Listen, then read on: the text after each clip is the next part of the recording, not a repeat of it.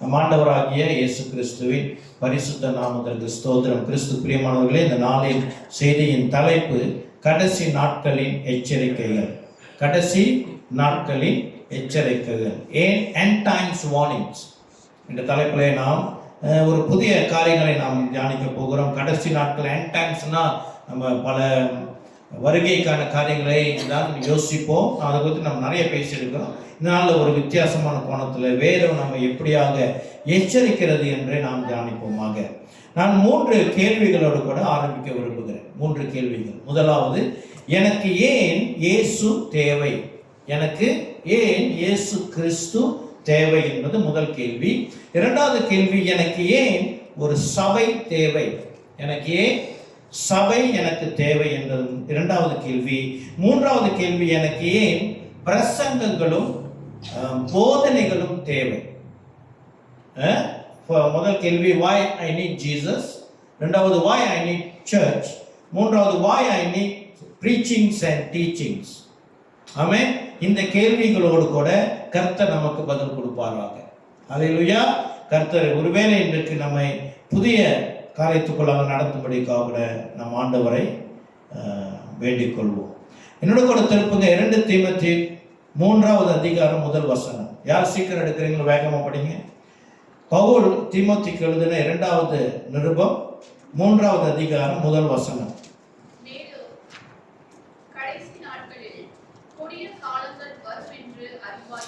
மேலும் கடைசி நாட்களில் என்னவா, கொடிய காலங்கள் வரும் என்று வேதம் நமக்கு எச்சரிக்கிறது.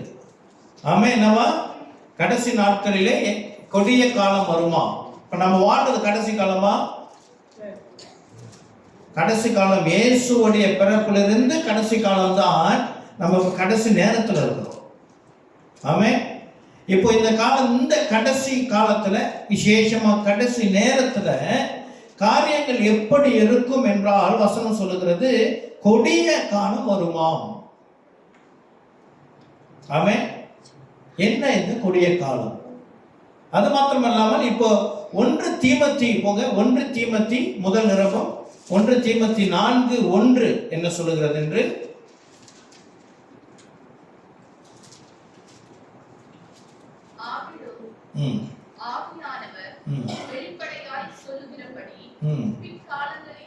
பிற்காலங்களிலே, அதுதான் வேணும். தொடர்ந்து படிங்க. பிற்காலங்களிலே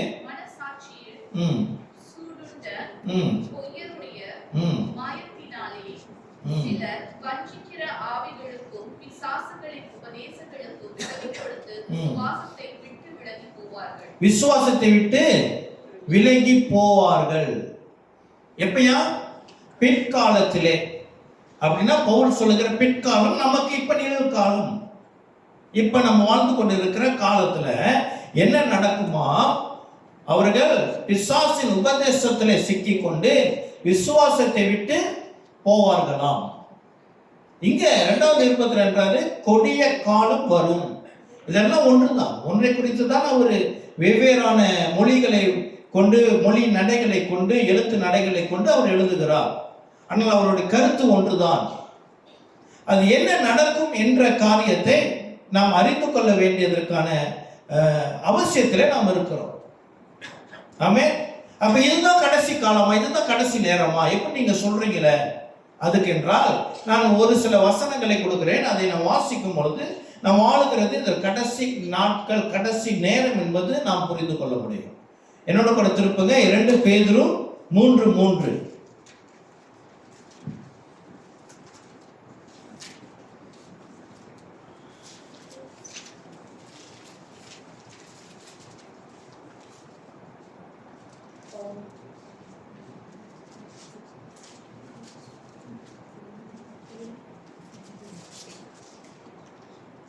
படிங்க. யாராவது படிங்க. முதலாவது, நீங்கள் அறிய வேண்டியது என்னவெனில், கடைசி நாட்களில் பரியாசக்காரர் வந்து தங்கள் சுய இச்சைகளின்படியே நடந்து. கடைசி நாட்களில் பரியாசக்காரர்கள் எழும்புவார்கள். பரியாசக்காரர்கள் என்றால் என்ன?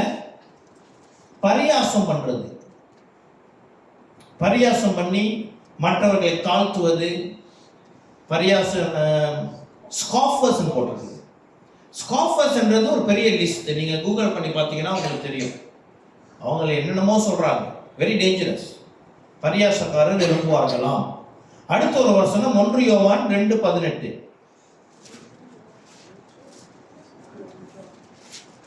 பக்கத்திலே தான் இருக்கு. ஒரு பேஜ் திருப்பினீங்கன்னா வந்துடும். பிள்ளைகளே, ம் இது கடைசி காலமாய் இருக்கிறது. ம் அந்திக்கிறிஸ்து வருகிறார் என்று ம் நீங்கள் கேள்விப்பட்டபடி இப்பொழுதும் அநேக அந்திக்கிறிஸ்துகள் இருக்கிறார்கள். அதனாலே இது கடைசி காலம் என்று அறிகிறோம். ஆமென். பேதுரு என்ன சொல்றாரு? கடைசி நாட்களிலே பரியாசக்காரர்கள் எழும்புவார்கள். ஆமென். பரியாசக்காரர்கள் எழும்புவார்கள். இங்க யோவான் சொல்லுகிறார் கடைசி நாட்களிலே அந்தி கிறிஸ்துக்கள் எழும்புவார்கள். அப்ப அந்தி கிறிஸ்துக்களுக்கும் பரியாசக்காரர்களுக்கும் ஒரு ஒற்றுமை உண்டு. என்ன? அவர்கள் கடைசி நாட்களிலே எழும்புகிறவர்கள். ஆமென். அப்ப பரியாசம் செய்கிறது யாருடைய குணாதிசயம் என்றால் அந்தி கிறிஸ்துவின் குணாதிசயம். ஏன் அந்தி கிறிஸ்து என்றால் அவன் இயேசு கிறிஸ்துவை கீழ்ப்படுத்தி தன்னை கிறிஸ்துவாக காட்டுகிறவனாக இருக்கிறதுனால அந்த குணாதிசயம் யாருடைய குணாதிசயம்? பிசாசுடைய குணாதிசயம். இதைதான் நம்ம 1 தீமோத்தேயு 4:1 வாசித்தோம். என்னது? பிசாசுடைய போதனைக்கு சிக்கிக் கொள்ளுகிறவர்கள். ஆமென். இன்னொரு கடைசியா யூதா 17:18. யூதாவில் ஒரே அதிகாரம் தான் இருக்கிறதுனால 17வது வசனம் 18வது வசனம் 18 படிச்ச போதும்.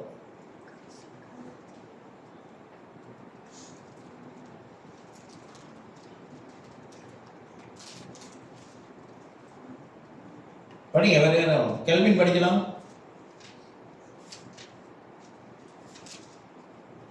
கடைசி காலத்திலே நாங்கள் துன்மார்க்கமான இச்சைகளின்படி நடக்கிற பரியாசக்காரர் போன்றவர்கள் என்று உங்களுக்கு சொன்னார்கள்.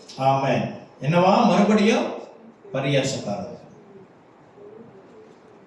கொஞ்சம் நம்ம ஆராய்ந்து பார்த்தால் நம்ம வாழ்கிற சமுதாயமானது எப்படியாக இருக்கிறது? விசேஷமாக மற்ற மொழிகளை பற்றி எனக்கு தெரியாது. ஆனால் தமிழ் நிகழ்ச்சிகள் இப்போ என்னென்னமோ டிவிகள் இருக்குதானே, தமிழ்நாட்டிலேருந்து வருகிற டிவிகள். அது மாத்திரம் இல்லாமல் மலேசியாவில் இருக்கிற இந்த ரேடியோ சேனல், அதை கூட நீங்கள் கேட்டிங்கன்னா, நான் சில நேரங்களில் என்னுடைய அண்ணனுடைய வேன் நான் பாய்க்கும் பொழுது அங்கே இருக்கிற அந்த ரேடியோ அதில் மலேசியா சேனலில் உள்ள ப்ரோக்ராம் ஓடும். அதில் அப்புறம் சில ஆடியோஸ் நான் கேட்டிருக்கிறேன். எப்படின்னா அந்த நடத்துகிறவர்கள் என்ன செய்கிறாங்க, யாராவது ஒரு நம்பருக்கு கால் பண்ணி அவங்கள என்ன செய்யுது, ப்ராங்க் பண்ணுறது. எவ்வளோ இருக்குது இந்த நாட்கள்? அப்படியாக இருக்குது. பரியாசக்காரர்கள் எழும்புவார்கள் அதிகமாக. டிவி சேனல்ஸில் இந்த ஏதோ ஒரு ஷோ நடக்குது, என்னென்னமோ ஷோ நடக்குது இல்லையா? ஐ am not talking about movies. ஷோவில் பார்த்தீங்கன்னா அவர்கள் புகழ் ஆவது எப்படின்னா மற்றவங்களை மட்டன்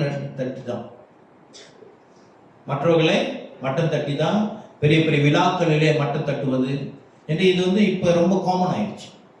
உண்மைங்களா இல்லையா? அந்த நாட்கள் எல்லாம் ஒரு ஆள் நம்ம ஜோக்ன்ற வார்த்தைலாம் ரொம்ப குறைவு. அப்போலாம் இல்லை. ஆக இந்த நாட்கள் கடைசி நாட்கள் என்பதற்கு அது ஒரு அடையாளம். அதுக்குள்ள போல இருந்தாலும் நான் உறுதிப்படுத்துவதற்கு நம்ம ஆழம் விளங்கிக்கொள்வது இது கடைசி காலம் என்று விளங்கிக்கொள்வதற்கு இந்த உதாரணத்தை நான் கொடுக்குறேன் வேதத்தின்படி. சரி, இப்போ நம்ம இன்னும் கொஞ்சம் ஆழமாக போவோம். என்னென்றால் முதல் வசனம் படிச்சோம் இல்லையா? 2 தீமோத்தேயு 3வது அதிகாரத்துக்கு மறுபடியும் போவோம்.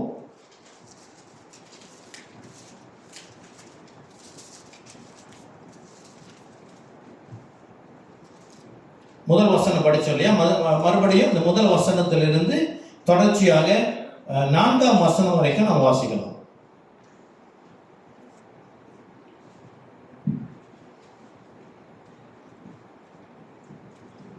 சீக்கிரம் படிங்க, டைம் இல்லை நமக்கு.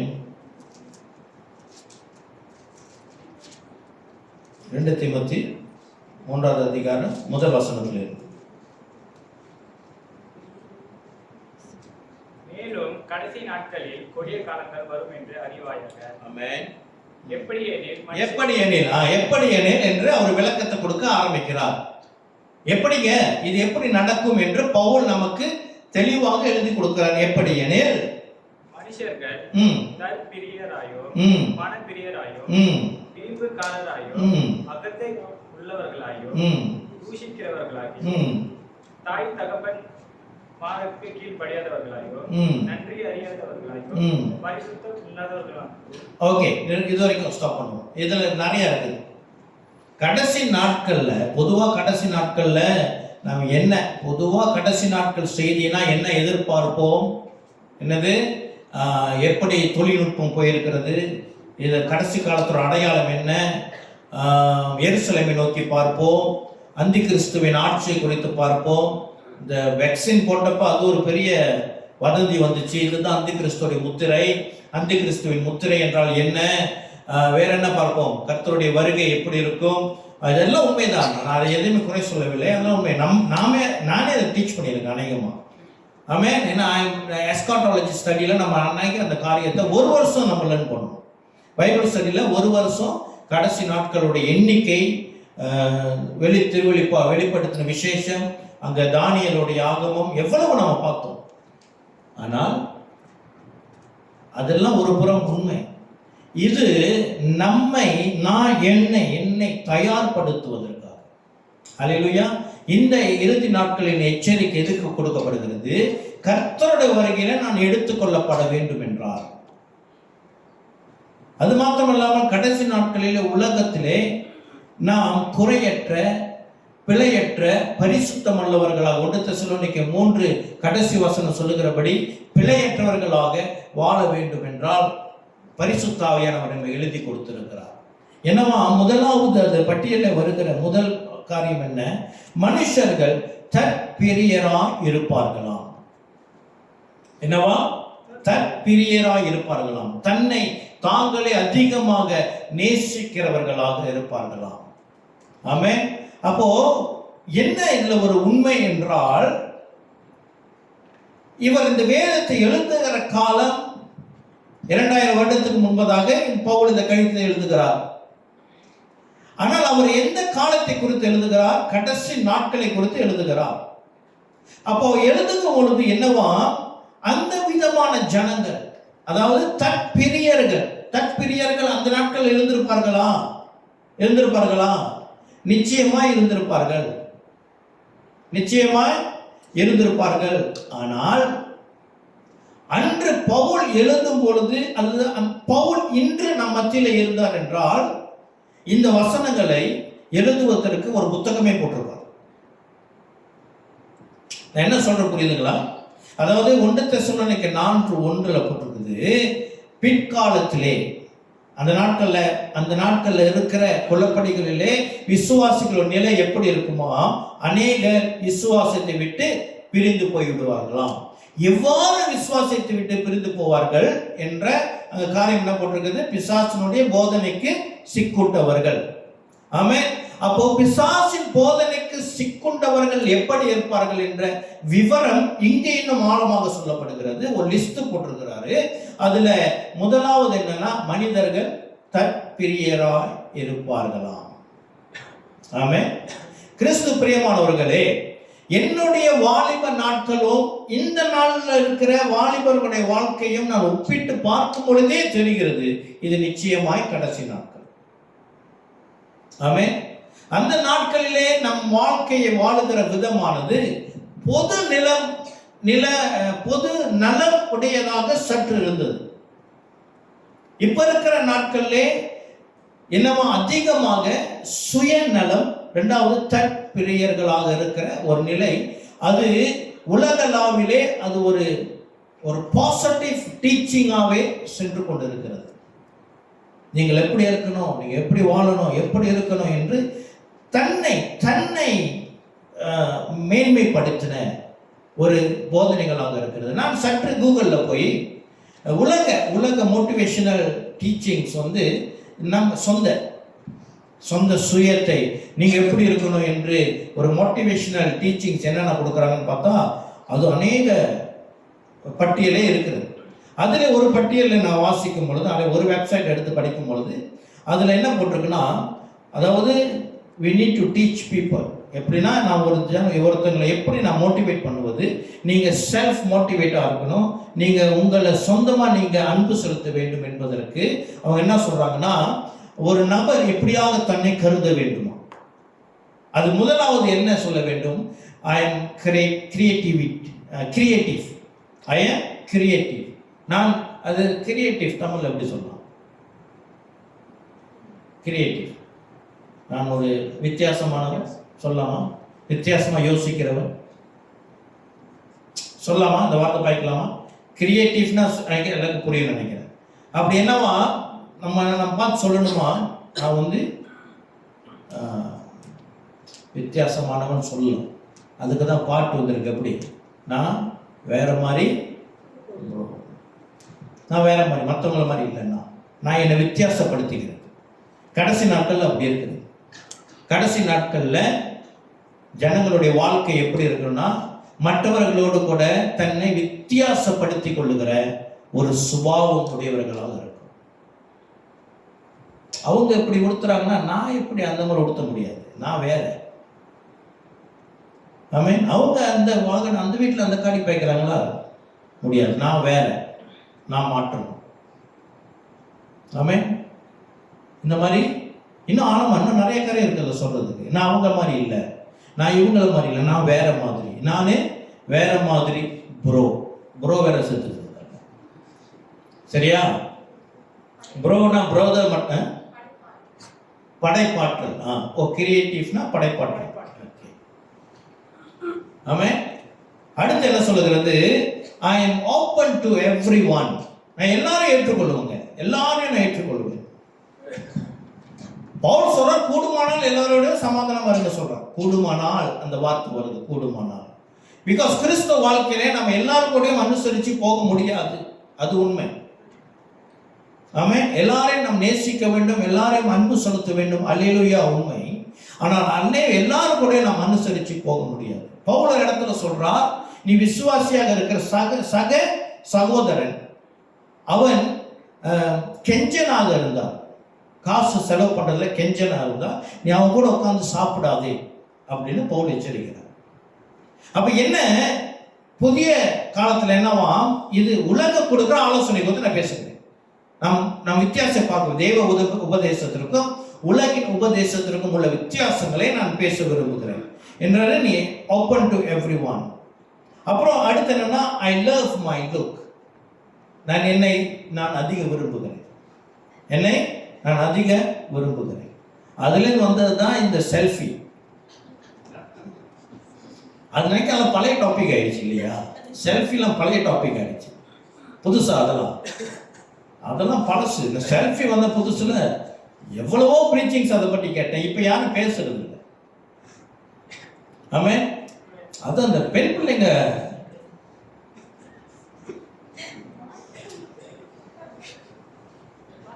அதுல என்ன ஆச்சரியம்னா இந்த ப்ரொஃபைல் பிக்சர் போடுறாங்க இல்லையா? ப்ரொஃபைல் பிக்சர் போடுறதுக்கான காரணமே என்னன்னா, இது யார், இந்த நபர் யார், புதுசாக நம்பர் யாருக்கு அனுப்புற நபர் யார், தன்னை போட்டோ பிடிக்கும் பொழுது தலை இப்படி குனிஞ்சிருக்கும், இங்கேருந்து பிடிப்பாங்க, இல்லாட்டி கேக் போட்டு மூஞ்சி முடிக்குவாங்க. அப்ப எதுக்கு போடுறீங்க? இல்ல உண்மையா இல்லையா? ஸ்டைலா? நம்ம டர்வின் மாதிரி நல்ல குணம் படைத்தவர்கள் அவரை மட்டுமல்ல எங்களையும் நம்ம சபையும் கூட ப்ரொஃபைல் பிக்சர்ல ப்ரோமோட் பண்ணிக்கிறார். சரியா? அப்புறம் இன்னொரு படம் இருக்குது பார்த்துருக்கிற, கண்ணாடி முன்னுக்கு படம் பிடிப்பாங்க. இப்படி அந்த கேமரா முகத்தை மறைச்சோம், முழு உடம்பு தெரியும். ஏன் பிடிச்சாங்க படம்? அது போடாம இருந்துடலாம. என்ன இருக்கு ஸ்டைல்? பாத்ரூம்ல அந்த படம் அநேகமா பாத்ரூம்ல இருக்கிறது தான். ஏன்னா சொந்த வீட்டுல சின்ன கண்ணாடி இருக்கும், அங்க போனோம்னா பெரிய பெரிய கண்ணாடி இருக்குல்ல, அதை பார்த்தோன்னே ஆசை வந்துடும். அதுல நினைக்கிறேன் அதுலதான் முதல் தடவை பாக்குறாங்க போல நான் எப்படி இருக்கிறேன் அப்படின்னு. ஆமே. அப்புறம் இது கொஞ்சம் இன்ட்ரெஸ்டிங்கா இருந்துச்சு. என்ன ஆலோசனை கொடுக்குறாங்கன்னா, right a letter to your younger self. அதாவது நான் சிறு வயதாக இருந்த எனக்கு இப்போ நான் ஒரு கடிதம் எழுதணுமா. அப்போ நான் என்ன எழுதணும்னா, நீ சின்ன வயசில் இப்படி இருந்துட்ட, மாற்றிக்க, இப்படி இருந்துட்ட, நான் இப்படி இருந்து வந்தேன், நான் இப்போ மாறிட்டேன், இப்போ என்கிட்ட உள்ள மாற்றம் கொஞ்சம் வித்தியாசமாக இருக்கு இல்லையா அதெல்லாம். அப்புறம் இது ஆக்சுவலி இந்த வெப்சைட் என்னன்னு சொன்னால், இவங்க ஒரு கோர்ஸ் நடத்துகிறாங்க. செல்ஃப் எஸ்டீம், தன்னை மேன்மைப்படுத்துகிற. எஸ்டீம் என்ன வார்த்தை தமிழ்? செல்ஃப் எஸ்டீம், தன்னை தகுதிப்படுத்துகிறதா, தன்னை மேன்மை பாராட்டுகிற. ஸோ அதில் இதெல்லாம் வருது. ஓகே, அப்புறம் என்ன சொல்கிறாங்கன்னா, இது கொஞ்சம் இந்த விஷயத்தில் ஒரு ஆச்சரியம் என்னன்னா, நான் வாசிக்கும் பொழுது நல்ல காரியமும் உண்டு, அவங்க பேசுகிற நல்ல காரியமும் இருந்துச்சு. ஆனால் அநேக காரியங்கள் நம்ம வேத விசுவாசத்திற்கு புறம்பாக இருக்கு. சுயமரியாதை, செல்ஃப் எஸ்டீம். ஓகே, நான் கூகுள் பார்த்தீங்களா? சுய மரியாதையை குறித்து போதிக்கிறவர்களாக. இந்த சுயமரியாதை கிறிஸ்தவங்களுக்கு இருக்கக்கூடாது. நமக்கு தான் வெக்கமான சூடு சொரணம் இருக்கக்கூடாது இல்லையா? இது உண்மை. ஆமென். ஏன்னா நம்ம அப்போஸ்தலர்கள் நடபடிகள் 4வது அதிகாரத்தில் வாசிச்சோம்னா, கிறிஸ்துவின் நிமித்தம் நாங்கள் அவமானப்பட்டதை குறித்து அவர்கள் சந்தோஷமா ஏற்றுக்கொண்டு போனார்கள். ஆமென். அங்கே எங்க சுயமரியாதை வந்துச்சு. அவங்க போய் நிப்பாட்டினாங்களே, பரிசேயர் பண்ணாங்களா, நாங்கள் யாரு தெரியுமா, நாங்கள் இயேசுவோடு இருந்தவங்க, எங்களையா நீங்கள் அவமானப்படுத்துறீங்க அப்படியே சொன்னாங்க. இல்லை, சந்தோஷமா போனார்களாம். சரி, நான் கொஞ்சம் வேகமாக போகிறேன். அடுத்து என்னன்னா, இது கொஞ்சம் கான்ட்ராடிக்டாக இருக்கலாம். ஆனாலும் என்ன சொல்ல, கோ ஃபார் அ ட்ரிப். நீங்கள் என்ன சொல்லுவாங்க, நீங்கள் போயிட்டு ஒரு ட்ரிப் போயிட்டு வாங்க. அது போட்டுச்சுன்னா தனி சோலோ ட்ரிப்னு போட்டுருச்சு, சொந்தமாக போயிட்டு வாங்க அப்படின்னு போட்டுருக்குது. அடுத்து இது உலகம் போதிக்கிறது. அடுத்து என்னன்னா, நம்ம ஒரு ஒரு ஒரு ஒரு பேப்பரில் சில காரியங்களை எழுதி வச்சு இதை நீங்கள் டெய்லி இதை வாசிக்கணும். தினந்தோறும் நீங்கள் இதை வாசிக்கணும். முடிந்த அளவுக்கு ஒரு கண்ணாடியை பார்த்து இதை வாசிக்க வேண்டுமா. என்ன, நான் வேகமாக சொல்லிட்டு போகிறேன். I love my self as I am today. நான் இன்னைக்கு எப்படி இருக்கிறனோ அதே நான் ரொம்ப நேசிக்கிறேன். ஆனால் வசனம் சொல்லுகிறது, நீ நாளுக்கு நாள் மாற வேண்டும், கர்த்தருடைய சாயலை நீ அடைய வேண்டும். அடுத்து ஐ am my own best friend. எனக்கு நான் தான் பெஸ்ட் ஃப்ரெண்ட். அப்போ நான் சொல்கிறது தான் சரி, நான் சொல்கிறது தான் எனக்கு ஏற்ற ஆலோசனை என்று பார்க்க போகிறோம் இல்லையா? அதெல்லாம் தப்பு. It is natural for me to love my self. கொஞ்சம் ஆழமாக பார்த்தோம்னா அந்த டீச்சிங்ஸ் எங்கெங்கெல்லாம் இந்த எழுதப்பட்ட பட்டியலை ஒன்று ஒன்றா படிச்சுட்டு வந்தோம் நீங்கள் பார்த்தீங்கன்னா, இது எங்கே கொண்டு செல்லுகிறது? LGBTQ கொண்டு செல்லுகிறது. என்னது? ஹோமோசெக்சுவலும் மற்ற செயல். அதாவது எனக்கு இந்த பாலியல் உறவில், செக்ஷுவல் ரிலேஷன்ஷிப்பில் எனக்கு எப்படி பிடிக்கிறதோ அப்படி நீ வாழ்ந்துக்கலாம். அதுக்கு ஒரு நல்ல ஒரு வசனம் வருது, நம்ம அப்புறம் அந்த படிக்கும் பொழுது இன்னும் கொஞ்சம் ஆழமாக சொல்கிறேன். அப்புறம் I am grateful to be the person who I ஆம்.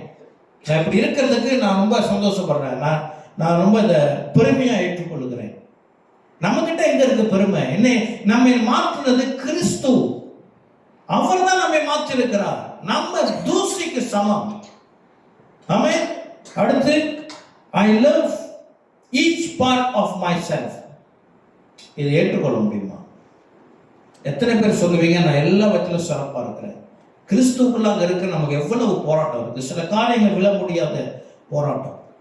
ஆனால் எங்க என்ன டீச் பண்ணுறாங்க, உங்ககிட்ட கெட்ட காரியம் இருந்தாலும் அது நன்மை, அது நீ கெட்டதாயிட்டு இருக்கு. என்ன அது? மன திரும்புதலுக்கு இங்கே இடமே இல்லை. டெய்லி லைஃப் ரிப்பெண்டன்ஸ் இல்லை. இந்த செல்ஃப் சுய அன்பு இருக்கு இல்லையா, மனுஷ தற்பிரியம் இருக்கு இல்லையா, இதுல என்ன இருக்கும்? மனமாறுதல் இருக்காது. பாவத்தின் மேல் என்ன இருக்காது? வெறுப்பு இருக்க, பாவத்தின் எச்சரிக்கை இருக்காது. அடுத்து I honor my life. நான் வேகமாக சொல்லிட்டு போறேன். I appreciate all the ways that I am unique. நான் வித்தியாசமானவன். I accept my awesomeness. அதாவது நான் விசேஷமானவன், அதை நான் ஏற்றுக்கொள்கிறேன். என்கிட்ட உள்ள மகத்துவங்களை நான் ஏற்றுக்கொள்கிறேன். I love who I am. I am calm and relaxed in all situation. அப்படின்னா எந்த பாவ நேரத்திலையும் நான் ஒரு பாவ சுபாவம் என்னை தாக்குது அப்படின்னாலும் நான் என்ன செய்வேன்? நான் சாந்தமாக இருப்பேன். அப்படி இல்லை. My muscles R relaxed. my tension is melting away. I am relaxed and calm. I am comfortable around other people. இதெல்லாம் என்ன செய்யணுமா? பட்டியல் எழுதி அதை வாசிக்கணுமா? ஆமென். அப்புறம் என்ன சொல்றாங்க? try out new interests, take therapy எடுக்கணுமா போயிட்டு? அதாவது ஏதாச்சும் அந்த யோகா என்னென்னமோ இருக்கு இல்லையா, அதெல்லாம் நீங்கள் செஞ்சீங்கன்னா நீங்கள் என்ன செய்வீங்க? வேத வசனம் சொல்லுது ஆண்டவர் வசனம் தான் நம்மை மாற்றும் என்று. இங்கே வேற ஆல்டர்னேட்டிவ்ஸ். அப்புறம் சோலோ டே, அதாவது நீ தனியாக இருக்கிறதே போதுமே, நல்லது. இதுதான் ஆபத்து. என்னது? நீ தனி மனுஷன், நீ உறவலாம் முடியும், உன்னால முடியும். You no need a partner. ஆனால் ஆண்டவர் சொன்னால் மனிதன் தனிமையாக இருப்பது நல்லதில்லையா? இங்க தனிமையை குறித்து இப்ப ஜப்பான்ல பெரிய பிரச்சனை என்னன்னா, அங்க ஆண்கள் திருமணம் பண்ண மாட்டாங்க, கல்யாணம் பண்ண மாட்டாங்க ஆண்கள். என்ன பிரச்சனை? கல்யாணத்துல எனக்கு என்ன கிடைக்குது? எனக்கு பாலியல் சந்தோஷம் வெளியே கிடக்குது. நான் சொந்தமா சமைச்சுக்கிறேன், சின்ன வீடு, அங்கே சின்ன வீடுகள் தானே, நான் ஒரு ஆள் தங்குறதுக்கு போதும் அப்படின்னு சொல்லி அங்க ஒரு பெரிய கிரைசிஸ் இருக்குது, கல்ச்சர் கிரைசிஸ். சரியா? அப்புறம் spend time in silence and nature. போய் உக்காந்தீங்களோ பிசாசு உள்ள இருக்குங்க.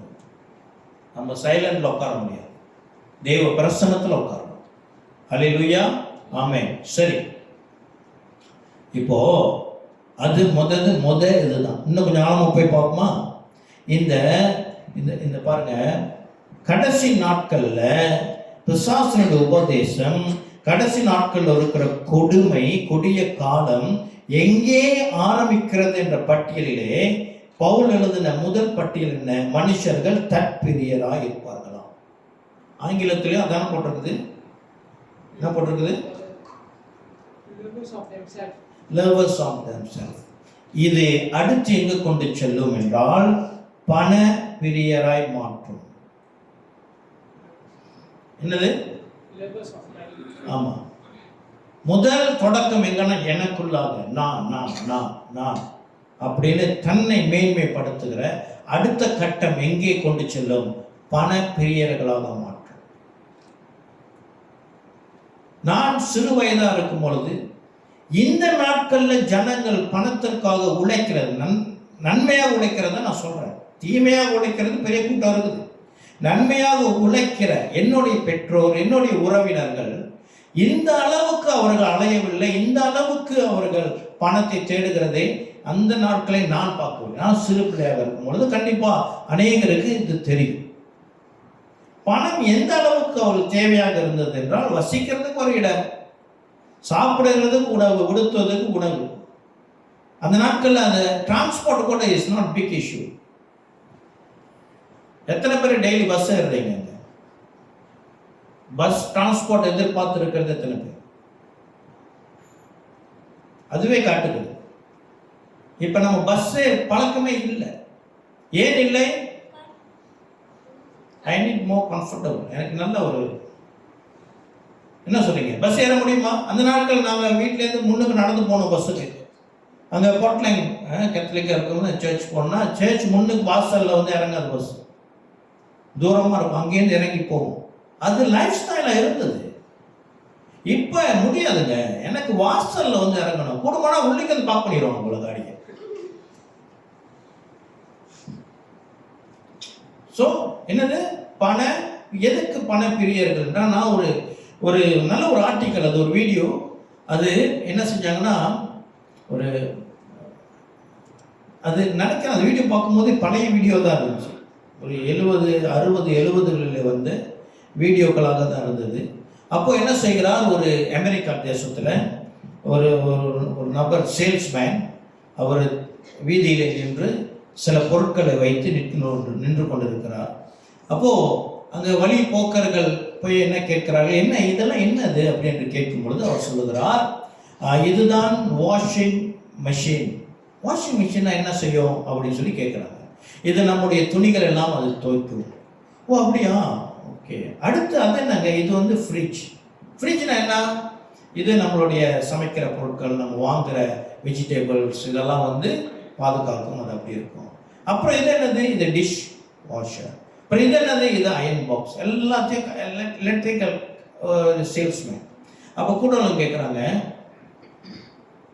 அது ஒருத்தர் ஞானமா கேட்டாரு, முதலாவது எங்களுக்கு எலக்ட்ரிசிட்டி நீங்க இன்ட்ரடியூஸ் பண்ணீங்க, இப்போ அதற்கான பொருட்களை எங்களிடம் நீங்க விற்கிறீர்கள், இப்போ நாங்கள் எங்களுடைய வாழ்க்கைக்காக சம்பாதித்துக் கொண்டிருந்த நாங்கள் இப்போ உங்களுக்காக சம்பாதிக்க வேண்டுமா என்று அவர் கேட்கிறார். இல்ல அப்படி இல்லைங்க, நீங்க சம்பாதிச்ச சம்பாதித்தாலும் நீங்க கொஞ்சம் சுகமா வாழ தானே போறீங்க, நீங்க முன்னமாடி கஷ்டப்படுறது இல்லையே. கஷ்டப்பட்டதாங்க நாங்க சுகமா வாழ முடியும். எங்க சொந்த துணியை நாங்களே துவைச்சோம், ஆரோக்கியமா இருக்கிறோம். நாங்க அன்றாட தேவைக்கு அன்றாடம் போயிட்டு என்னது வேலை செய்து உணவை வாங்கிட்டு வந்து சாப்பிடுகிற பழக்கம், ஃப்ரெஷ் அன்றாட உணவு அப்படி இருந்துச்சு. இப்போ நீங்க என்ன செய்றீங்க, எங்களுடைய வாழ்க்கையை உங்களுக்கென்று உழைக்க ஆரம்பித்து எங்களுக்கு கற்றுக் கொடுக்கிறீர்கள். நல்லா யோசிச்சு பார்த்தோம்னா நம்ம வாழ்றது மற்ற கம்பெனிகளுக்காக வாழ்ந்து கொண்டு இருக்கிறோம். நான் மெக்சிஸ்க்காக நான் உழைக்கிறேன். யாருக்காக உழைக்கிறேன்? மெக்சிஸ்க்காக உழைக்கிறேன். அநேக பேங்க்குக்காக நான் உழைக்கிறேன், லோன்ஸ் கட்டணும். நிசான் கம்பெனிக்காக நான் உழைக்கிறேன், ஹோண்டாக்காக நான் உழைக்கிறேன், டொயோட்டாக்காக உழைக்கிறேன், புரோத்தனுக்காக உழைக்கிறேன், எஸ்ட்ரோக்காக நான் உழைத்துக் கொண்டு இருக்கிறேன், ஆப்பிள் கம்பெனிக்காக நான் உழைத்துக் கொண்டு இருக்கிறேன். இல்லை கொஞ்சம் யோசித்து பார்ப்போம், அப்படிதானே? எங்க போய் இது எங்க ஆரம்பிச்சிச்சு? செல்ஃப் சுய என்னது தற்பிரியத்தில் ஆரம்பித்தது. தற்பிரியத்தில் ஆரம்பித்தது. வெள்ளிக்கிழமை இங்க சில பேர் ஐபோன் ப்ரோமோட்டர்ஸ் இருக்கிறாங்க, சில பேர் இருக்கிறாங்க. 16 வந்துருச்சா ப்ரோமோட் பண்ணிக்கிட்டு இருக்கிறீங்க. அதான் பாஸ்டர் கேட்டாரு, இதுல ஐபோன் 16ல என்ன ஸ்பெஷல்? நான் சொன்ன பாஸ்டர் கால் பண்ணி பேச முடியும், அது இப்ப இல்லை. அது அந்த ஒரு கல்ச்சர் இருக்குது. ஐயோ அந்த பேரு சரியா வரலையே, டயலாக்லெஸ் லைஃப் என்னமோ சொல்லுவாங்க. அது வந்து பெரிய பெரிய பிரச்சனை. நான் ஒரு ஒரு ஒரு ஒரு யூடியூபர் அதை பத்தி பேசினதை கேட்டேன்.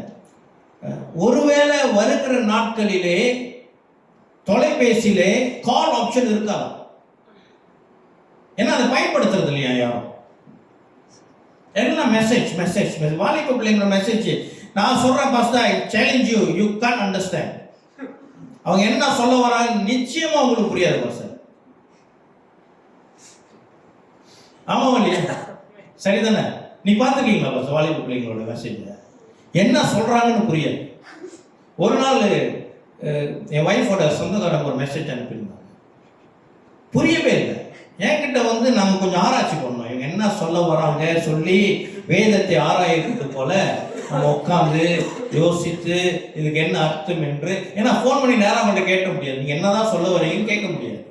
ஓரளவு எங்களை பக்குவப்படுத்திக்கிட்டு ஒரு அண்டர்ஸ்டாண்டிங்ல வந்த பிறகுதான் நான் அவங்க எங்க வீட்டுக்கு வர மாதிரி இருந்தது. ஓ இதை தான் சொல்ல வராங்கன்னு சொல்லி ஒரு நிலைக்கு வந்தோம். அவ்வளவு கொடூர காலத்துல நம்ம வாழ்ந்து கொண்டு இருக்கிறோம். ஆமென். எங்க ஆரம்பிச்சிச்சு?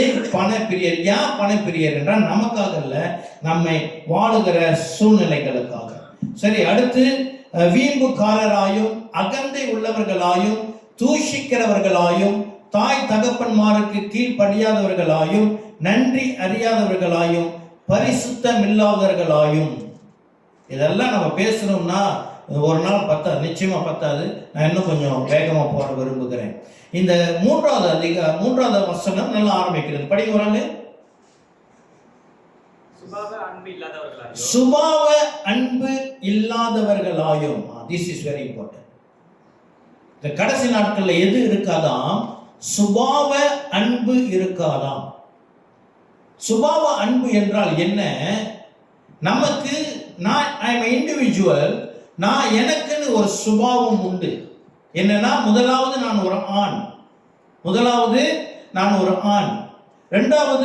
நான் ஒரு கணவன், அதுக்கு முன்பு நான் ஒரு மகன், பெற்றோருக்கு நான் ஒரு மகன், என் மனைவிக்கு நான் ஒரு கணவன், பிள்ளைகளுக்கு நான் ஒரு தகப்பன், சபையிலே ஒரு போதகன். பிற்பாடு என்ன, நண்பர்களுக்கு நான் ஒரு நண்பன், உறவினர்களுக்கு, இது எல்லாத்துக்கும் எனக்கு ஒரு தனித்தனி சுபாவம் இருக்குது, அப்படிதானே? அந்த அன்பு இப்ப இருக்காதாம். இப்ப என்னன்னா, ஆண் என்பவனுக்கு ஒரு பெண் மேலதான் ஒரு ஒரு அட்ராக்ஷன் வரணும், அதுதான் சுபாவ அன்பு. ஆனா அது இப்போ இல்லை.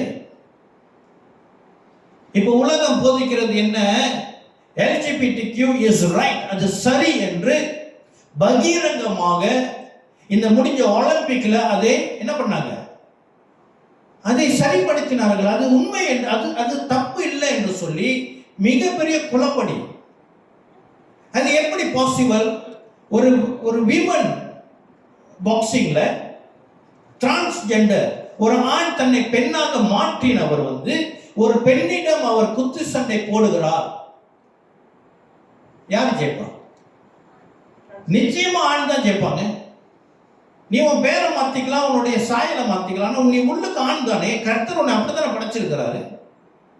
சுபாவ அன்பு இல்லாதவர்களா? குடும்பம் பிரிவதற்கு இதுதான் காரணம், சுபாவ அன்பு இல்லை. ஒரு மனைவி மனைவியாக இருக்கிறது இல்லை, ஒரு கணவன் கணவனாக இருக்கிறது இல்லை, பிள்ளைகள் பிள்ளைகளாக இருக்கிறது இல்லை, சுபாவ அன்பு இல்லை. நமக்கு ஒரு சுபாவம் உண்டு, அந்த சுபாவத்துப்படி நாம் அன்பு செய்கிறவர்களாக இருக்க வேண்டுமா? விசுவாசிகள் என்ற ஒரு சுபாவம் உண்டு,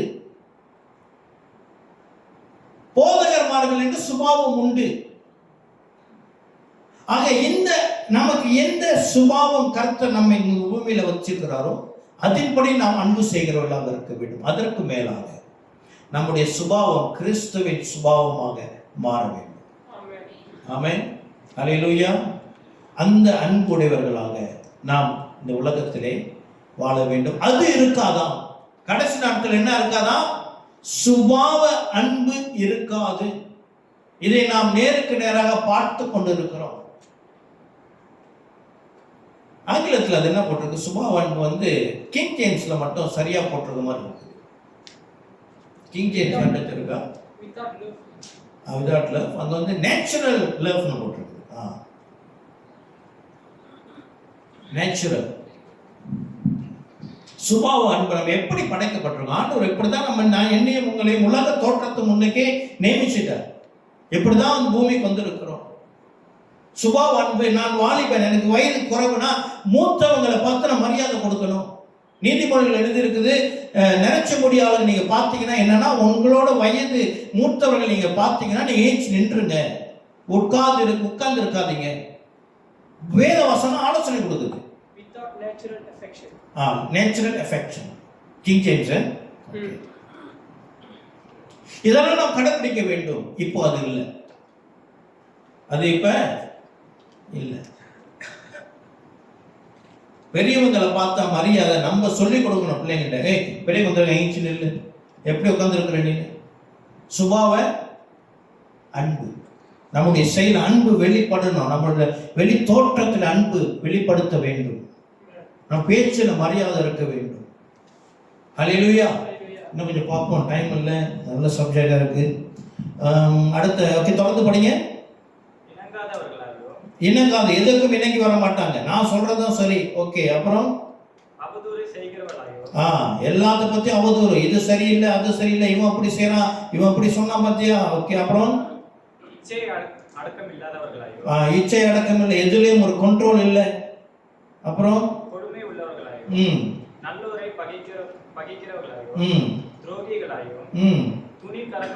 துணிகரம் உள்ளவர்கள், துணிகரமா பாவம் செய்யறது, துணிகரமா எதுவும் செய்யறது. ஓகே. தேவ பிரியம் இல்லாதவர்களா இருப்பார்களா? என்னவா? தேவ பிரியராய் இல்லாமல், தேவ பிரியரால் இல்லாமல் என்று சொல்லியிருந்தாலே போதும். ஆனா அதுக்கப்புறம் இன்னொரு ஆபத்தான ஒரு வார்த்தையை அவர் சேர்க்கிறார். என்னவா? தேவ பிரியராய் இராமல் சுகபோக பிரியராய் இருப்பார்களாம். சுகபோக பிரியர்கள், சுகமாய் நான் இன்னும் நல்ல வசதியா வாழணும், நல்லா வாழணும், இந்த கம்ஃபர்ட் எனக்கு பத்தல. அப்ப ஏன் அந்த வார்த்தை ரெண்டு சேர்ந்து வருது? தேவ பிரியரா இல்லாமல் தேவ பிரியராய் இல்லாமல் சுகபோக பிரியராய். அப்படி என்றால் தேவ பிரியராய் இருக்கிறவர்கள் தங்களை தாழ்த்துகிறவர்களாக இருப்பார். This is enough. போதும் என்ற மனப்பான்மை உள்ளவர்களாக இருப்பார்கள். தீமோத்தேயுல தான் வருது.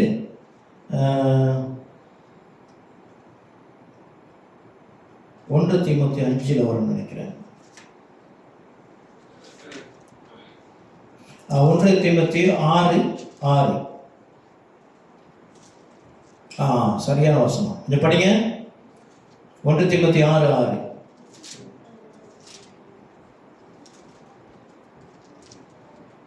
போதும் என்கிற மனதுடனே போதும் என்ற மனதுடனே கூடிய தேவ பக்தி மிகுந்த ஆதாயம். தேவ பக்திக்கு என்ன முக்கியமா?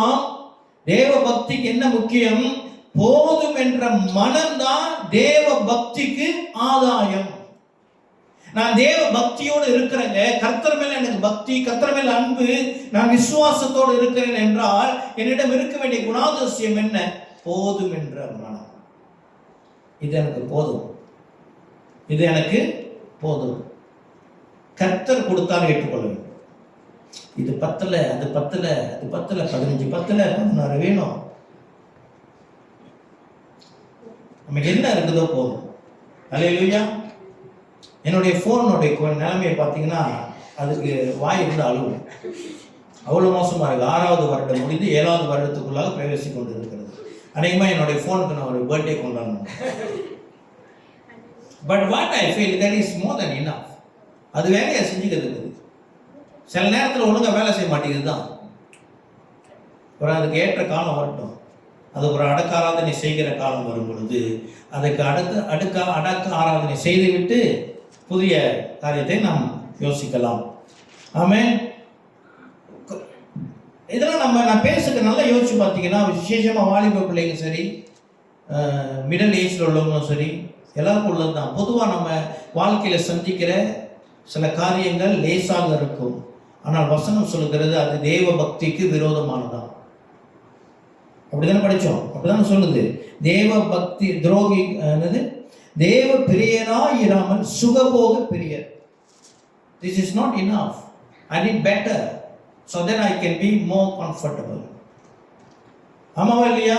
எதை யோசிங்க, எதை நம்ம ஏதாச்சும் ஒன்று எடுப்போம், பார்ப்போம், ஏதோ ஒன்று. இதான் நம்ம சின்னவர் சொல்லுவார், நல்லா தான் இருக்கு ஸ்கூல் பேக், கொஞ்சம் கிழிஞ்சிருக்கும், எனக்கு புது பேக் வேணும். தச்சு பாய்க்கலாம். அது என்ன தெரியல, தச்சு கொடுத்தா 2 நாளைக்கு கிழிஞ்சிருது. முத வாங்குறது தச்சு தான் கொடுக்குறாங்க, கொஞ்ச நாள் வருது. நம்ம மறுபடியும் தச்சு கொடுக்கறது சீக்கிரமா கிழிஞ்சிருது. என்ன நடக்குது இல்லை, சிசிடிவிலாம் போட்டு செக் பண்ணணும். ஆமே, ஐ நீட் மோர் கம்ஃபர்டபுள். எப்படின்னா எனக்கு கம்ஃபர்டபுள் இல்லை, மற்றவங்க பார்வையிலேயே நான் நல்லா தெரியணும். It's very dangerous. வசனம் சொல்லுது தேவ பக்திக்கு புறம்பானதா. அங்க என்ன படிச்சோம் கடைசி நாட்கள்ல? இது அந்தி கிறிஸ்துவின் சுபாவம். நம்ம கிறிஸ்துவின் சுபாவம் உடையவர்களாக இருந்தால் எப்படி இருக்க வேண்டும்? போதும் என்ற மனத்துடன் இருக்க வேண்டும். இயேசு கிறிஸ்து சொல்லுகிறார், மனுஷகுமாரன் தலை சாய்க்க இடமில்லையாம். பாதம் அவருடைய பூமி அவருடைய பாதபடி. இந்த பூமியில அவர் கால் வைக்கிற இந்த பூமியில அவர் ரெஸ்டிங் பிளேஸ், கால் வைக்கிறதே அவர் ரெஸ்டிங் பிளேஸ்ல. அவர் உறங்குவது ஒரு வீடு இல்லை. ஆமென். சிந்திப்பாகவே நான் விசுவாசிக்கிறேன், பரிசுத்த ஆவியானவர் நம்ம இருதயத்தில் பேசுவார். அல்லேலூயா. சரி, இன்னும் கொஞ்சம் போவோம். இப்போ என்னன்னா 5வது வசனம் படிங்க. Very important verse.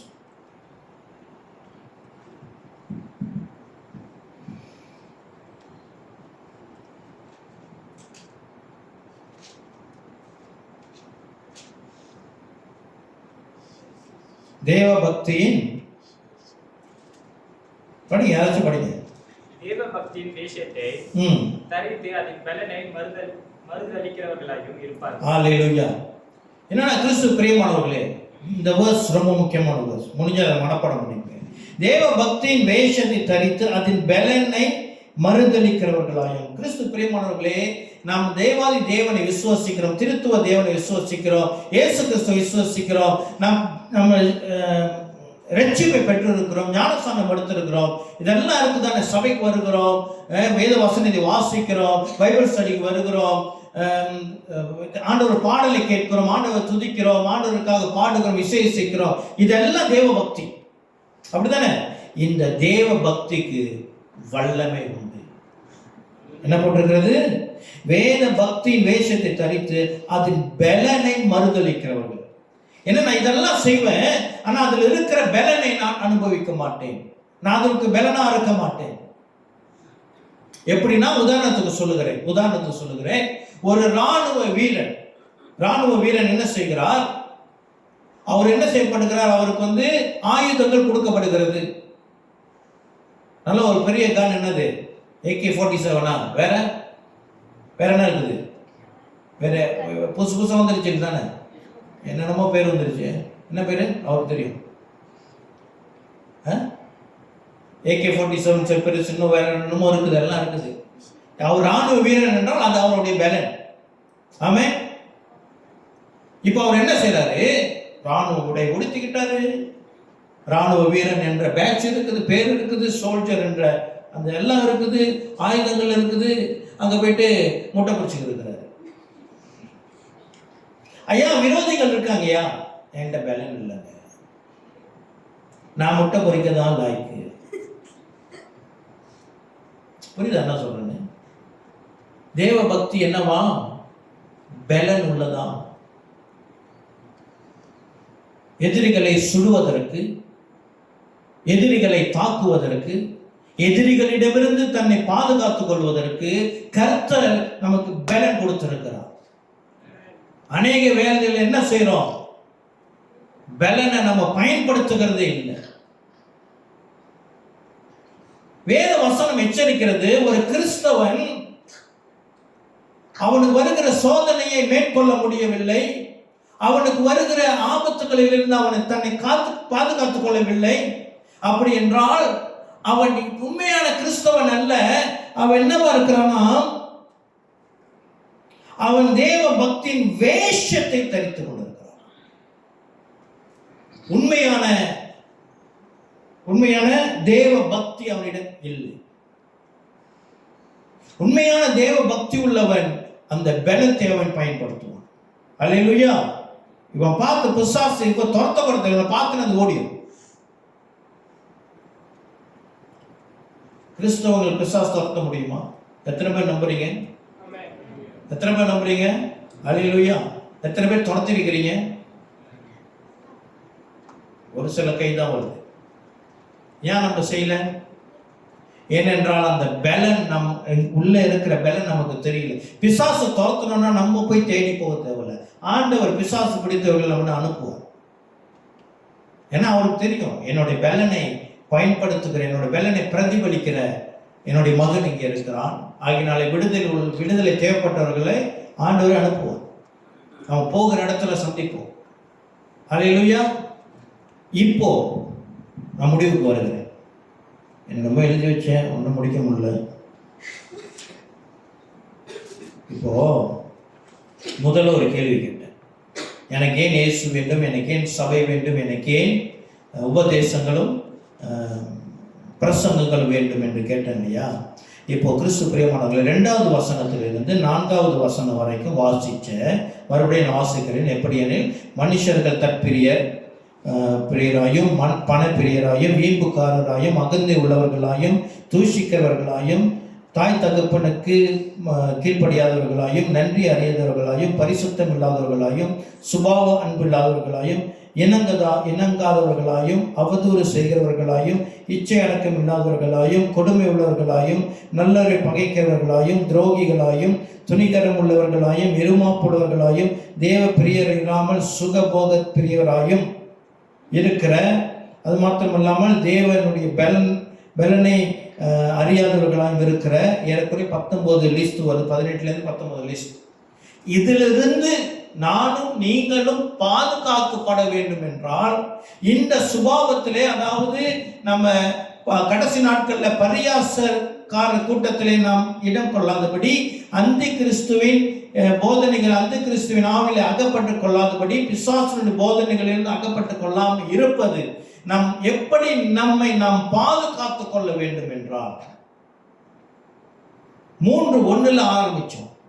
படிங்க 3:1, நல்ல வேகமா படிங்க. மேலும் மேலும் அங்கதான், அதுதான் வேணும். மேலும் மேலும் என்றால் இது முந்தின வசனத்தின் தொடர்ச்சி. முந்தின வசனத்தின் தொடர்ச்சி. அதுக்கு முந்தின வசனத்தை படிங்க. 2:26.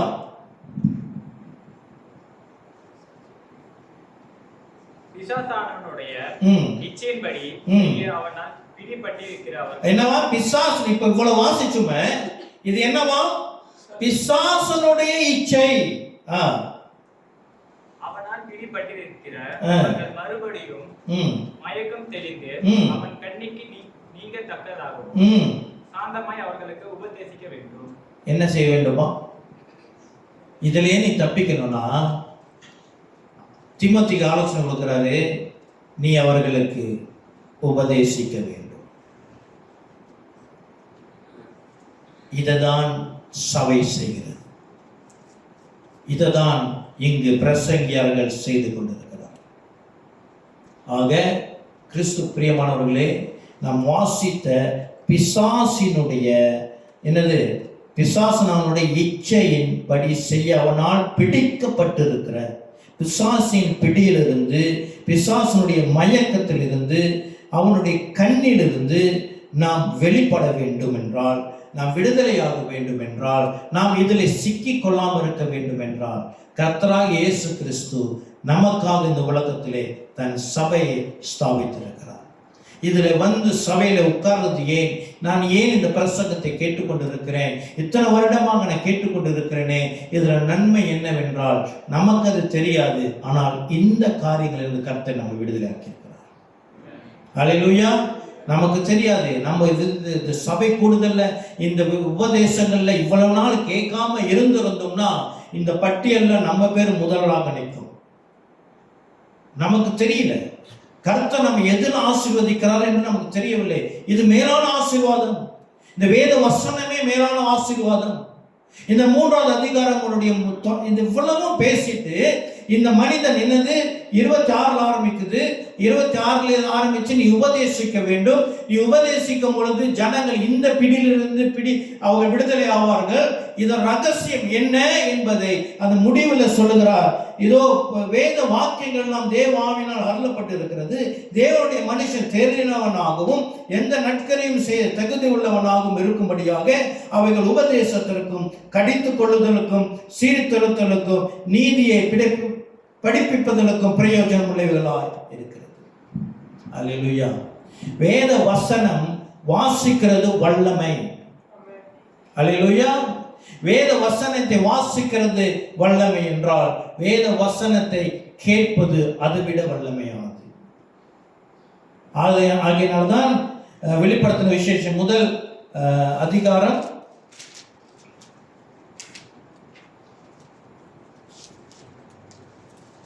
3வது வசனம், இந்த தீர்க்க தரிசன வசனங்களை வாசிக்கிறவர்களும் கேட்கிறவர்களும் இதில் எழுதியிருக்கிறவர்களை கை கொள்ளுகிறவர்களும் பாக்கியவான்.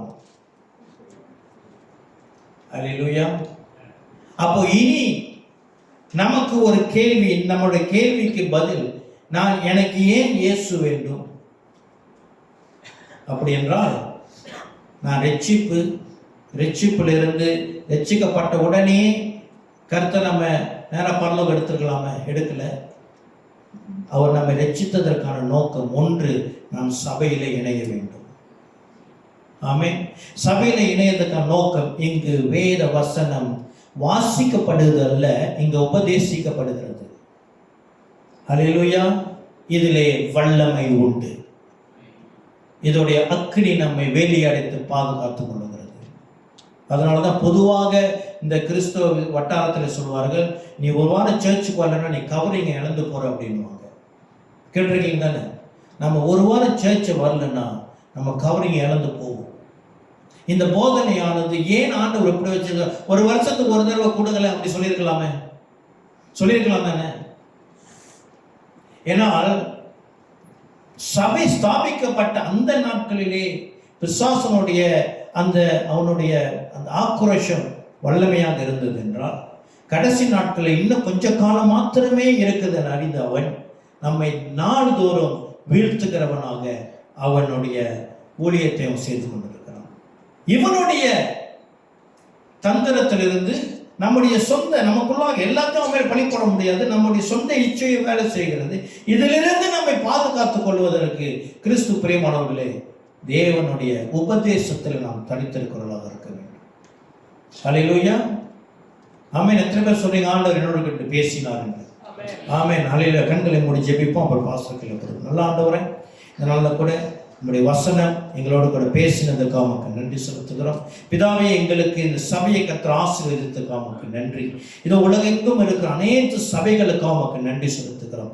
சத்தியத்தை சத்தியமாக பேசி, இதோ சத்தியத்தினாலே ஜனங்களை கண்டித்து உணர்த்துகிறவர்களாக, ஜனங்களை பக்குவப்படுத்துவர்களாக, பாவ உணர்வுகளிலிருந்து ஜனங்களை மீட்டுக் கொள்ளுகிற சபை உபதேசங்களுக்காக உமக்கு நன்றி செலுத்துகிறோம். இதோ எங்கள் கில்லான் வட்டாரத்தில் இயங்குகிற அனைத்து சபைகளுக்காகவும், சத்தியத்தை சத்தியமாக போதிக்கிற சபைகளுக்காக நன்றி செலுத்துகிறோம். ராஜா, இந்நாள் வரை எங்களுக்கு நாங்கள் அறியாதபடி கர்த்தர் எங்களை பாதுகாத்து வருகிறவராக, உம்முடைய சுபாவமாக மாற்றிக்கொண்டு வருகிறதுக்காக உமக்கு நன்றி செலுத்துகிறோம்.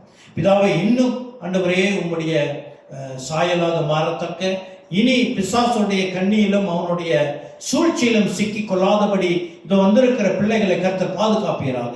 கர்த்தராக இயேசு கிறிஸ்துவின் நாமத்தினால் ஆசீர்வதித்து ஜெபிக்கிறேன். கர்த்தர் தாமே அவர்களை போகையிலும் மறுவாரம் வருகிற வரைக்கும் அவர்களை கர்த்தர் வேலி அடைத்து பிசாசனுடைய தந்திரத்தில் சிக்கி கொள்ளாதபடி உம்முடைய வசனம் தேவ விசுவாசத்திலிருந்து தேவ பக்தியிலிருந்து வருகிற பலன் அவர்களை பாதுகாத்துக் கொள்வதாக இயேசு கிறிஸ்துவின் நாமத்தினால் ஏற்றுக்கொள்ளும் ஜீவனுள்ள நல்ல அப்பாவே.